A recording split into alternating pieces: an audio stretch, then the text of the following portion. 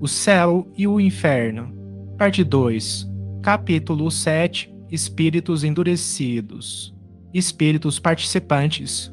Lepormeré. Angélia, nulidade sobre a terra. Um espírito aborrecido. A rainha de Uude. Zimene. Lepormeré. Castigo pela luz.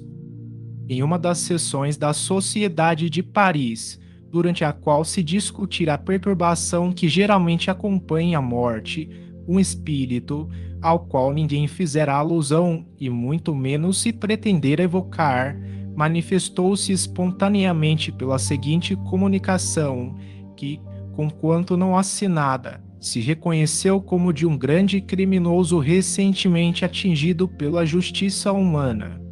Que dizeis da perturbação? Pai, que essas palavras ocas, sois sonhadores e utopistas. Ignorais redondamente o assunto do qual vos ocupais. Não, senhores, a perturbação não existe a não ser nos vossos cérebros. Estou bem morto, tão morto quanto possível e vejo claro em mim, ao derredor de mim, por toda parte. A vida é uma comédia lúgubre. Insensatos os que se retiram da cena antes que o pano caia. A morte é terror, aspiração ou castigo, conforme a fraqueza ou a força dos que a temem, afrontam ou imploram. Mas é também para todos amarga e risão.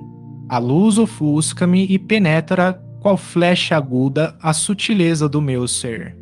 Castigaram-me com as trevas do cárcere e acreditavam castigar-me ainda com as trevas do túmulo, senão com as sonhadas pelas superstições católicas. Pois bem, sois vós que padeceis da obscuridade, enquanto eu, degradado social, me coloco em plano superior. Eu quero ser o que sou, forte pelo pensamento, desdenhando os conselhos que zumbem aos meus ouvidos. Vejo claro. Um crime é uma palavra. O crime existe em toda parte. Quando executado pelas massas, glorificam-no e, individualizado, consideram-no infâmia. Absurrado. Não quero que me deplorem nada, peço lutarei por mim mesmo, só contra esta luz odiosa. Aquele que ontem era um homem. Analisada esta comunicação na assembleia seguinte, reconheceu-se no próprio cinismo da sua linguagem um profundo ensinamento, patenteando na situação desse infeliz uma nova fase do castigo que espera o culpado. Efetivamente, enquanto alguns são imersos em trevas ou no absoluto insulamento, outros sofrem por longos anos as angústias da extrema hora ou acreditam-se ainda encarnados. Para estes, a luz brilha, gozando o espírito e plenamente das suas faculdades, sabendo-se morto e não se lastimando, antes repelindo qualquer assistência e afrontando ainda as leis divinas e humanas. Quererá isto dizer que escapassem à punição? De modo algum, é que a justiça de Deus completa-se sob todas as formas, e o que a uns causa alegria é para outros um tormento. A luz faz o suplício desse espírito, e é ele próprio que o confessa, em que pese ao seu orgulho, quando diz que lutará por si mesmo só contra essa luz odiosa. E ainda nesta frase, a luz ofusca-me e penetra, qual flecha aguda, a sutileza do meu ser. Essas palavras, sutileza do meu ser, são características, dando a entender que sabe que o seu corpo é fluídico e penetrável à luz, à qual não pode escapar, luz que o penetra qual aguda flecha.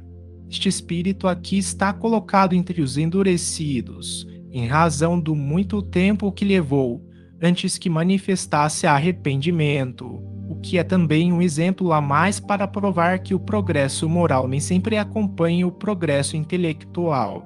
Entretanto, pouco a pouco se foi corrigindo esse espírito e deu mais tarde ditados instrutivos e sensatos. Hoje, ele poderá ser colocado entre os espíritos arrependidos.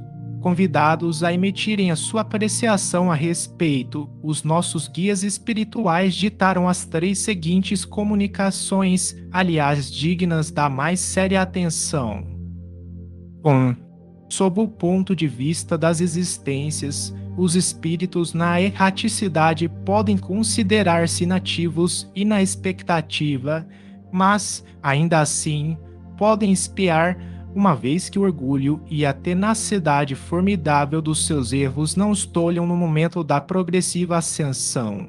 Tivestes disso um exemplo terrível na última comunicação desse criminoso impenitente, debatendo-se com a justiça divina a constringi-lo depois da dos homens.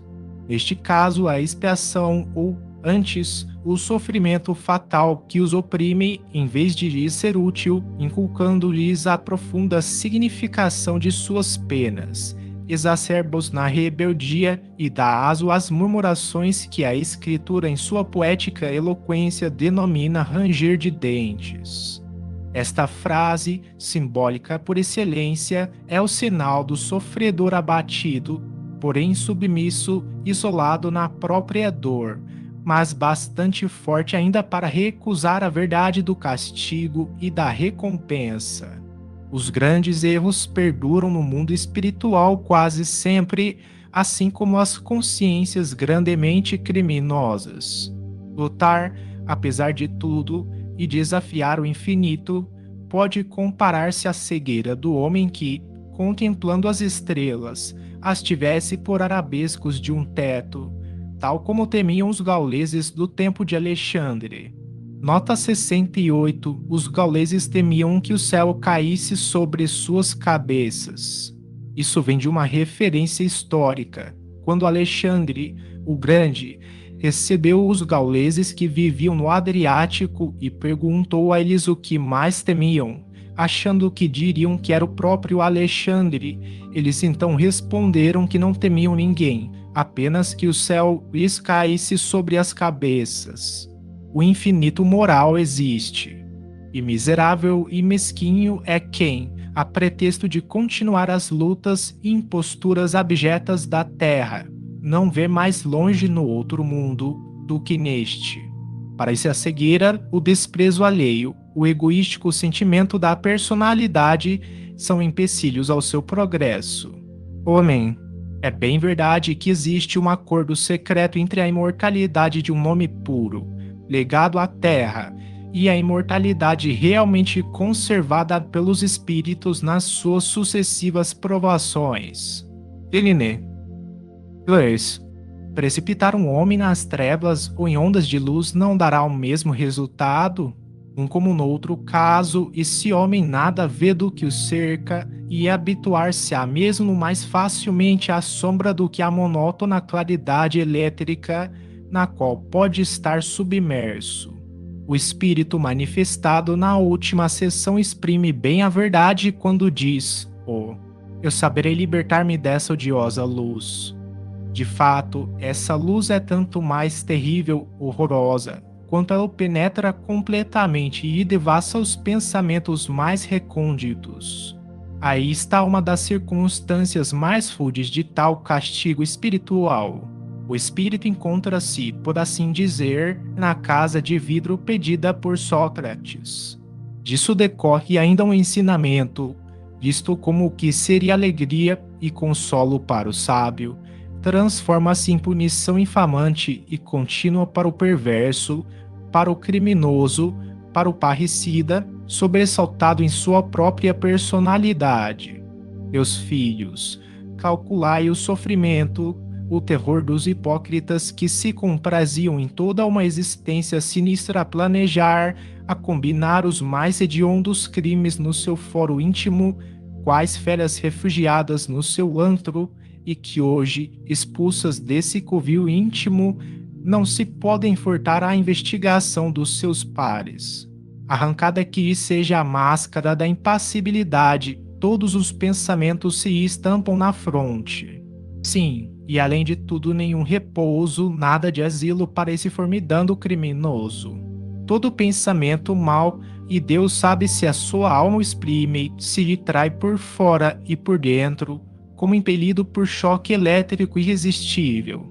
Procura esquivar-se à multidão, e a luz odiosa o devassa continuamente. Quer fugir e desandando uma carreira em frene, desesperada, através dos espaços incomensuráveis, e por toda parte luz, olhares que o observam. E corre e voa novamente em busca da sombra e em busca da noite, e sombra e noite não mais existem para ele. Chama pela morte, mas a morte não é mais que palavra sem sentido. E o infeliz foge sempre a caminho da loucura espiritual, castigo tremendo, dor horrível, a debater-se consigo para se desembaraçar de si mesmo, porque tal é a lei suprema para além da terra, isto é, o culpado busca por si mesmo o seu mais inexorável castigo. Quanto tempo durará esse estado? Até o momento em que a vontade, por fim vencida, se curve constrangida pelo remorso, humilhada a fronte altiva ante os espíritos de justiça e ante as suas vítimas apaziguadas. Notai a lógica profunda das leis imutáveis. Com isso, o espírito realizará o que escrevia nessa altaneira comunicação tão clara, tão lúcida, tão desconsoladoramente egoística, comunicação que vos deu na sexta-feira passada, redigindo-a por um ato da sua própria vontade. Esto. 3. A justiça humana não faz distinção de individualidades quanto aos seres que castiga, medindo o crime pelo próprio crime, fere indistintamente os infratores, e a mesma pena atinge o paciente sem distinção de sexo, qualquer que seja a sua educação. De modo diverso procede a justiça divina, cujas punições correspondem ao grau de progresso dos seres aos quais elas são infligidas.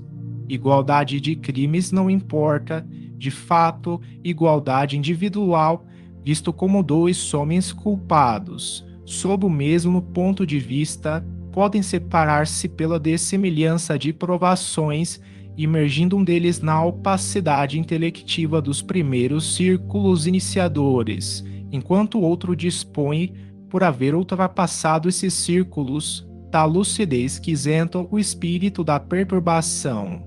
E nesse caso não são mais as trevas a puni-lo, mas a agudeza da luz espiritual que vara a inteligência terrena e lhe faz sentir as dores de uma chaga viva. Os seres desencarnados que presenciam a representação material dos seus crimes sofrem o choque da eletricidade física, padecem pelos sentidos. E aqueles que pelo espírito estejam desmaterializados sofrem uma dor muito superior que lhes aniquila, por assim dizer, em seus amargores, a lembrança dos fatos, deixando subsistir a noção de suas respectivas causas. Assim, pode o homem, a despeito da sua criminalidade, possuir um progresso interno e elevar-se acima da espessatosfera das baixas camadas, isto pelas faculdades intelectuais sutilizadas, embora tivesse, sob o jugo das paixões, procedido como um bruto. A ausência de ponderação, o desequilíbrio entre o progresso moral e o intelectual produzem essas tão frequentes anomalias nas épocas de materialismo e transição. A luz que tortura o espírito é, portanto, e precisamente, o raio espiritual inundando de claridades os secretos recessos do seu orgulho e descobrindo-lhe a inanidade do seu fragmentário ser. Aí estão os primeiros sintomas e as primeiras angústias da agonia espiritual que anunciam a separação ou dissolução dos elementos intelectuais e materiais componentes da primitiva dualidade humana e que devem desaparecer na unidade grandiosa do ser acabado.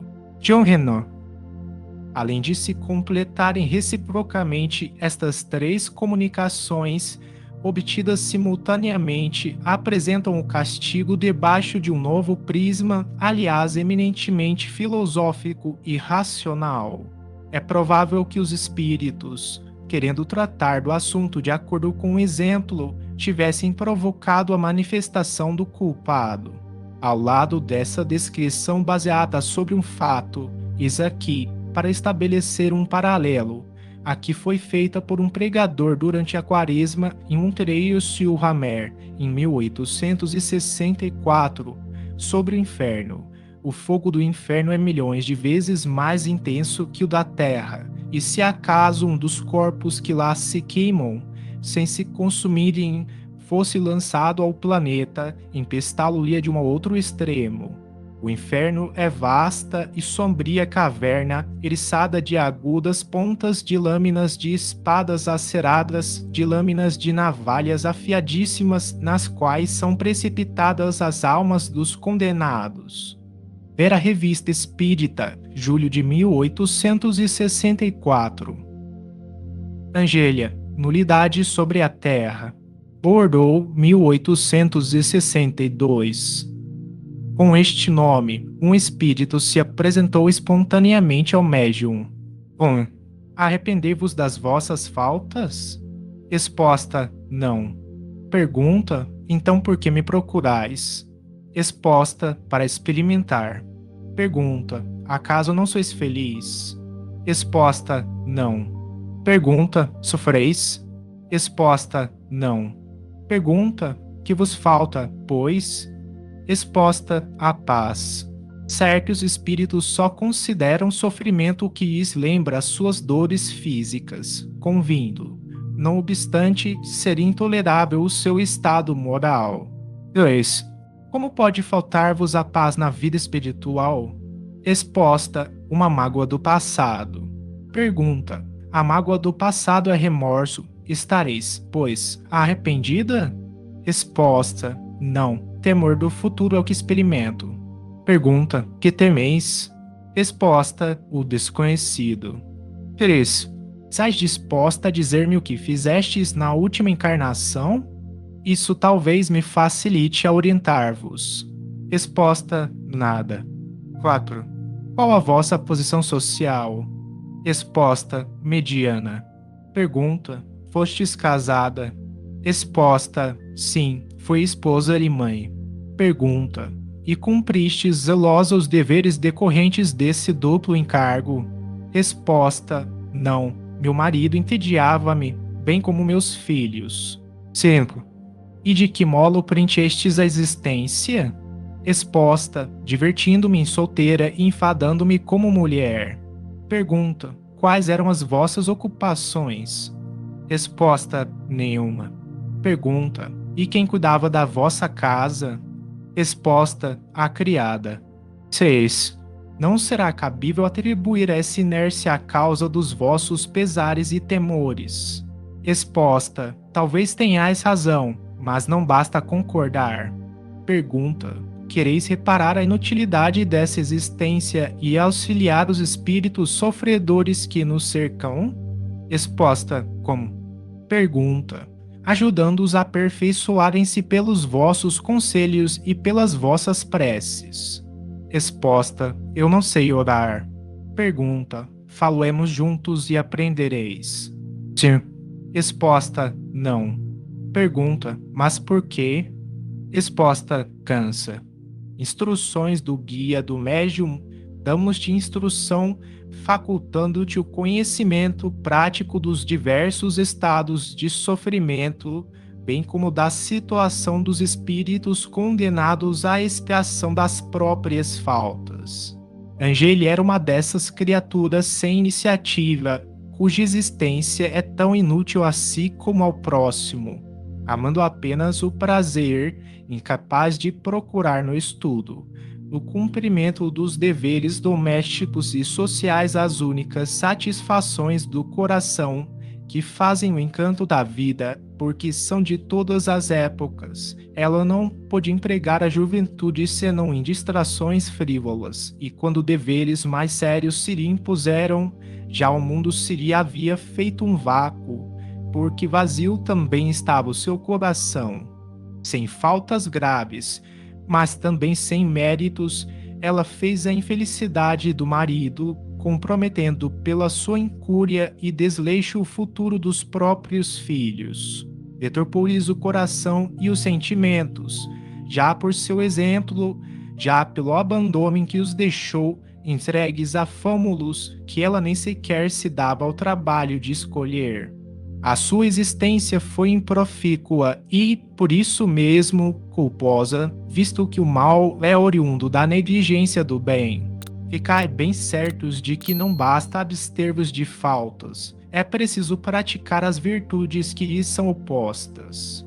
Estudai os ensinamentos do Senhor, meditai-os e compenetrai-vos de que eles, se vos fazem estacar na senda do mal, também vos impõem voltar atrás, a fim de tomardes o caminho oposto que conduz ao bem. O mal é a antítese do bem, logo, quem quiser evitar o primeiro deve seguir o segundo, sem o qual a vida se torna nula, mortas as suas obras. E Deus, nosso Pai, não é o Deus dos mortos, mas dos vivos. Pergunta: ser-me-á permitido saber qual teria sido a penúltima existência de Angélia? A última deveria ter sido consequência dela, isto é, da penúltima.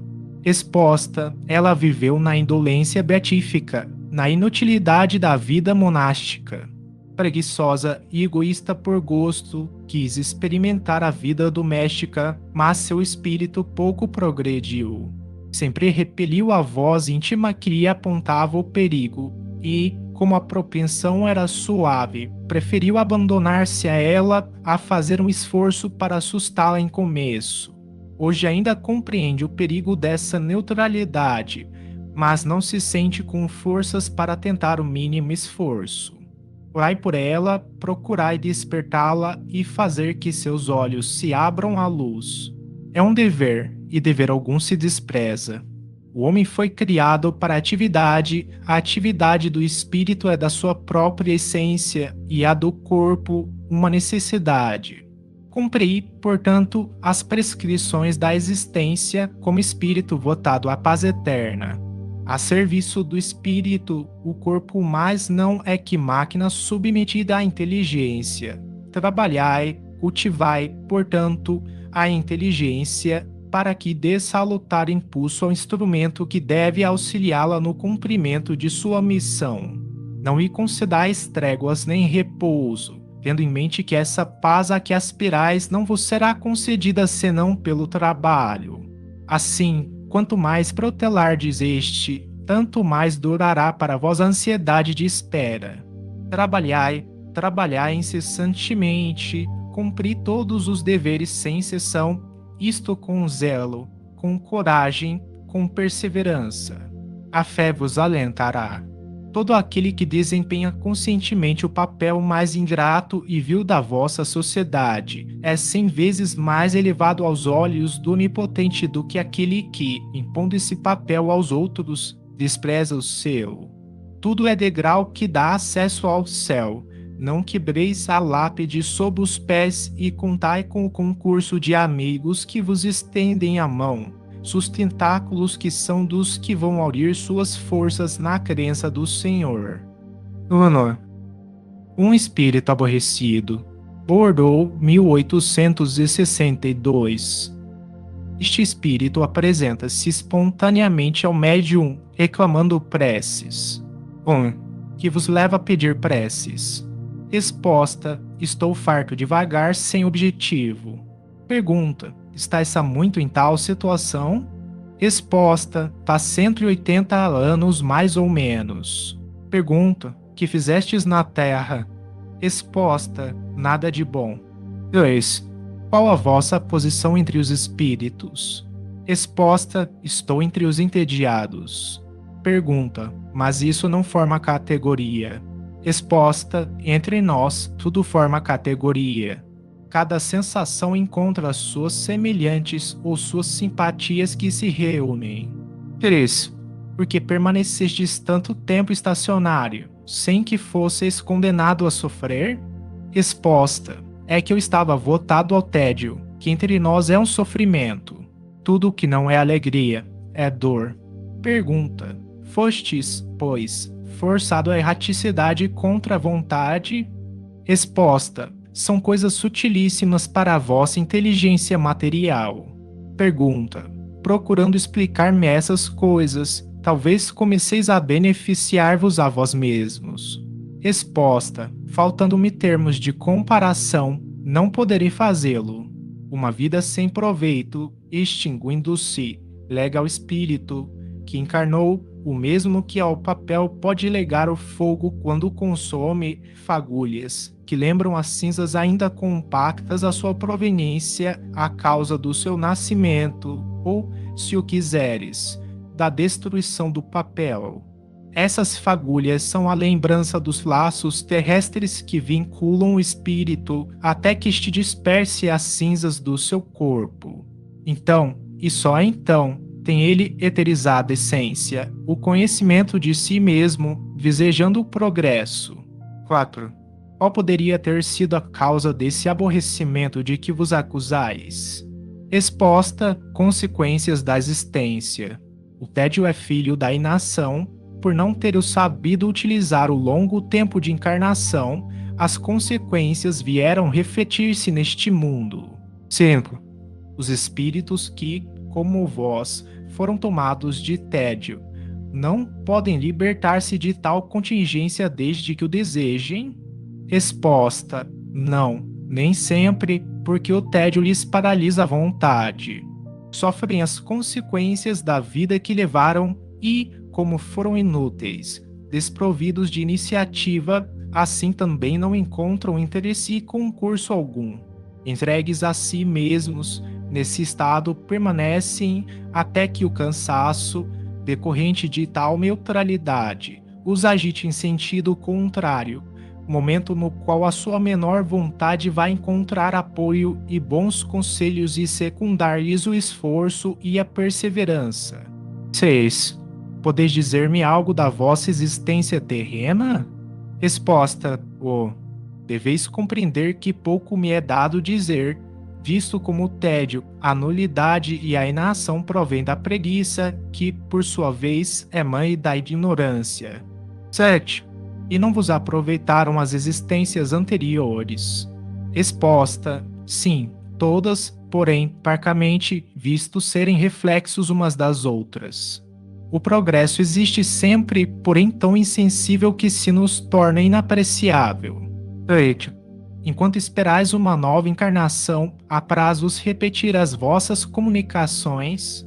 Resposta: evocai-me para me obrigardes a vir, pois com isso me prestareis um benefício. 9. Podeis dizer-nos por que tão frequentemente varia a vossa caligrafia? Resposta: porque interrogais muito, o que aliás me fatiga, quando tenho necessidade de auxílio. O guia do médium. Trabalho intelectual é que o fatiga, obrigando-nos a prestar o nosso concurso para que possa dar resposta às tuas perguntas. Este é um ocioso no mundo espiritual, assim como foi no planeta. Trouxemo-lo a ti para que tentasses arrancá-lo dessa apatia, desse tédio que constitui verdadeiro sofrimento, às vezes mais doloroso que os sofrimentos agudos, por se poder prolongar indefinidamente. Imagina a perspectiva de um tédio sem fim. A maior parte das vezes são os espíritos dessa categoria que buscam as vidas terrestres apenas como passatempo e para interromper a monotonia da vida espiritual. Assim acontece aí chegarem frequentemente sem resoluções definidas para o bem, obrigados a recomeçarem sucessivamente até atingirem a compreensão do verdadeiro progresso. A rainha de Oude, falecida em França em 1858. 1. Quais as vossas sensações ao deixardes o mundo terrestre? Resposta: ainda perturbada, torna-se-me impossível explicá-las. Pergunta: sois feliz? Resposta: tenho saudades da vida, não sei experimento acerba a dor da qual a vida me libertaria quisera que o corpo se levantasse do túmulo. 2.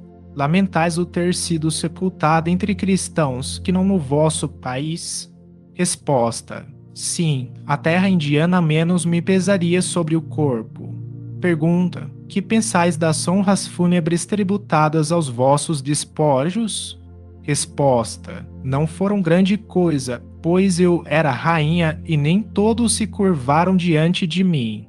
Deixai-me forçam-me a falar, quando não quero que saibais o que ora sou. Asseguro-vos, eu era rainha. 3. Respeitamos a vossa hierarquia e só insistimos para que nos respondais no propósito de nos instruirmos. Acreditais que vosso filho recupere de futuros estados de seu pai? Resposta: meu sangue reinará, por certo, visto como é digno disso. Pergunta: ligais a essa reintegração de vosso filho a mesma importância que lhe dáveis quando encarnada? Resposta: meu sangue não pode confundir-se na multidão. 4. Não se pode fazer constar na respectiva certidão de óbito o lugar do vosso nascimento. Podereis nulo dizer, agora? Resposta: sou oriunda do mais nobre dos sangues da Índia. Penso que nasci em Delhi. 5. Vós que vivestes nos esplendores do luxo, cercada de honras, que pensais hoje de tudo isso? Resposta: que tenho direito. Pergunta: a vossa hierarquia terrestre concorreu para que tivesseis outra mais elevada nesse mundo em que ora estais? Resposta: continuo a ser rainha que se envia escravas para me servirem. Mas não sei, parece-me que poucos se preocupam com a minha pessoa aqui, contudo eu sou sempre a mesma. 6. Professáveis a religião muçulmana ou a hindu? Resposta: muçulmana, eu, porém, era bastante poderosa para que me ocupasse de Deus. Pergunta: no ponto de vista da felicidade humana, quais as diferenças que assinalais entre a vossa religião e o cristianismo? Resposta: a religião cristã é absurda, diz que todos são irmãos. Pergunta: qual a vossa opinião a respeito de Maomé? Resposta: não era filho de rei. Pergunta: acreditais que ele tenha tido uma missão divina? Resposta: isso que me importa? Pergunta: qual a vossa opinião quanto ao Cristo? Resposta: o filho do carpinteiro não é digno de preocupar meus pensamentos. 7. Que pensais desse uso pelo qual as mulheres muçulmanas se furtam aos olhos masculinos? Resposta: penso que as mulheres nasceram para dominar. Eu era mulher. Pergunta: tendes inveja da liberdade de que gozam as europeias? Resposta: que poderia importar-me tal liberdade?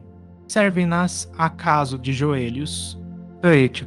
Tendes reminiscências de encarnações anteriores a esta que vindes de deixar? Resposta: deveria ter sido sempre rainha. 9. Por que acudistes tão prontamente ao nosso apelo? Resposta: não queria fazê-lo, mas forçaram-me. Acaso julgarás que eu me dignaria responder-te: que és tu a meu lado? Pergunta: e quem vos forçou a vir? Resposta: eu mesma não sei, posto que não deva existir ninguém mais poderoso do que eu. Lês: sob que forma vos apresentais aqui? Resposta: sempre rainha e pensas que eu tenha deixado de o ser? És pouco respeitoso, fica sabendo que não é desse modo que se fala rainhas. 11. Se nos fosse dado enxergar-vos, ver-vos-íamos com os vossos ornatos e pedrarias? Resposta: certamente.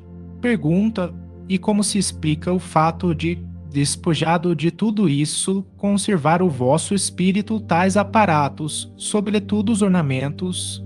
Resposta: é que eles me não deixaram.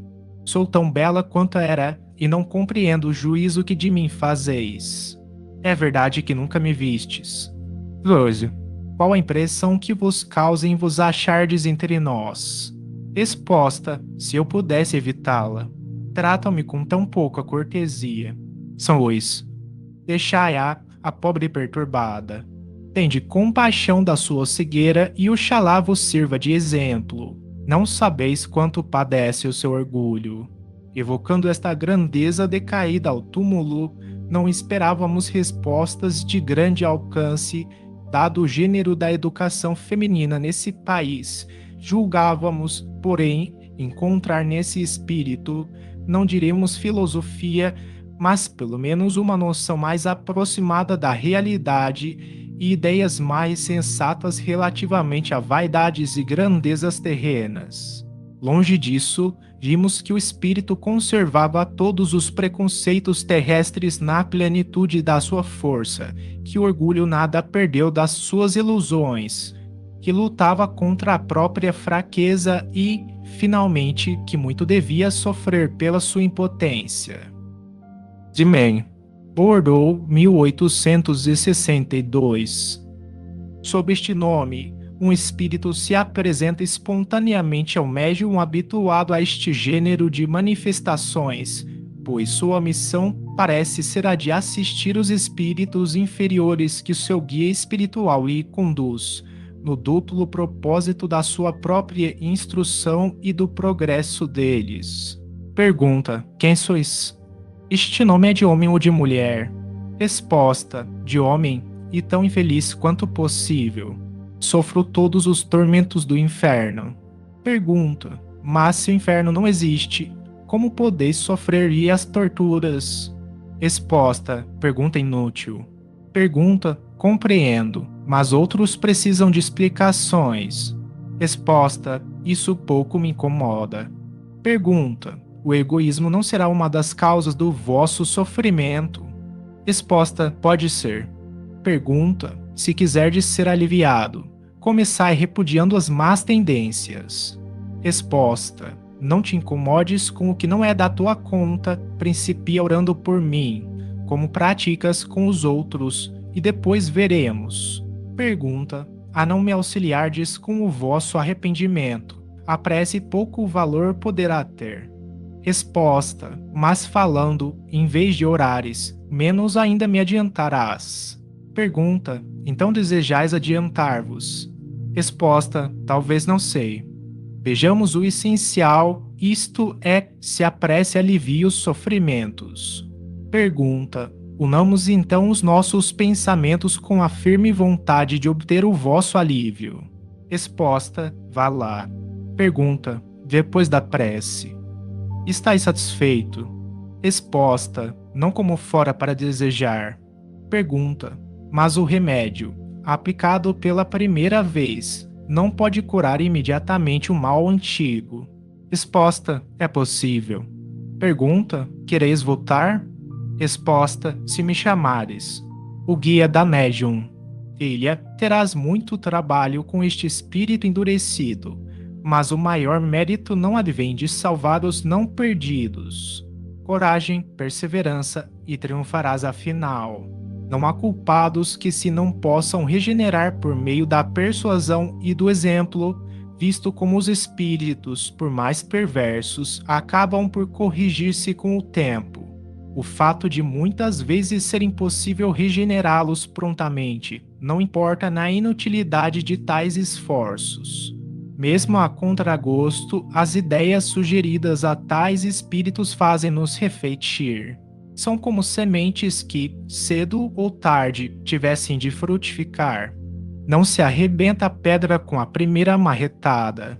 Isto que te digo pode aplicar-se também aos encarnados e tu deves compreender a razão por que o Espiritismo não faz imediatamente homens perfeitos, mesmo entre os adeptos mais crentes. A crença é o primeiro passo, vindo em seguida a fé e a transformação a seu turno. Mas, além disso, força é que muitos venham revigorar-se no mundo espiritual. Entre os espíritos endurecidos, não há só perversos e maus. Grande é o número dos que, sem fazer o mal, estacionam por orgulho, indiferença ou apatia.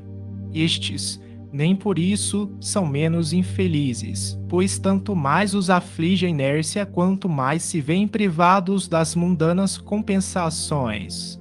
Intolerável, por certo, se lhes torna a perspectiva do infinito, porém eles não têm nem a força nem a vontade para romper com essa situação. Referimos-nos a esses indivíduos que levam uma existência ociosa, inútil a si como ao próximo, acabando muita vez no suicídio, sem motivos sérios, por aborrecimento da vida. Em regra, tais espíritos são menos passíveis de imediata regeneração do que os positivamente maus, visto como estes ao menos dispõem de energia e, uma vez doutrinados, votam-se ao bem com o mesmo ardor que lhes inspirava o mal.